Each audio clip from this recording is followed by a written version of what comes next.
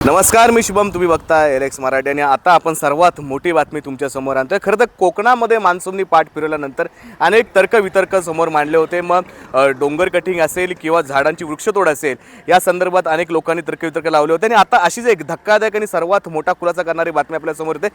तुम्ही जर माझ्या पाठीमागं बघितलं तर अनेक प्रकारची वृक्षतोडे करून या ठिकाणी ठेवलेला आहे. हा मुख्य रस्ता आहे. खेड तालुक्यातील मोहाणे गावातला हा मुख्य रस्ता आहे आणि या ठिकाणी जर तुम्ही बघितलं तर खूप मोठ्या प्रमाणात सागवण असेल किंवा असे विविध झाडांची वृक्षतोड करून या ठिकाणी ठेवलेली आहे. मात्र इथल्या संतप्त नागरिकांचा असा सवाल आहे की ही वृक्षतोड करायला परमिशन कुणी दिली?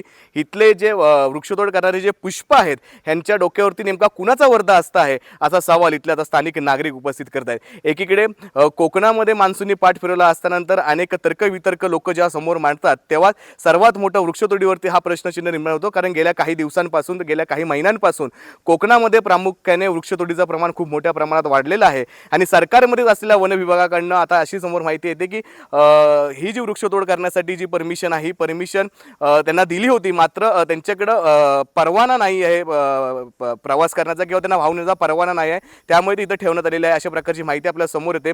सर्वात महत्त्वाचं बघायला गेलं तर ही वृक्षतोड करण्यासाठी यांना परमिशन दिली कोणी आणि जे वृक्षतोड करणारे जे पुष्प आहेत त्यांच्यावरती कुठल्या मोठ्या राजकीय नेत्याचा हात आहे हे समजणं सर्वात मोठं आहे. ह्या धक्कादायक बातमीनंतर संपूर्ण खेड शहरामध्ये एकच खळबळजनक वातावरण निर्माण झालं आणि हा जो पुष्प आहे आणि या पुष्पावरती कोणत्या राजकीय नेत्याचा वरदा असताय हे लवकरात लवकर समोर येणं तितकंच गरजेचं आहे.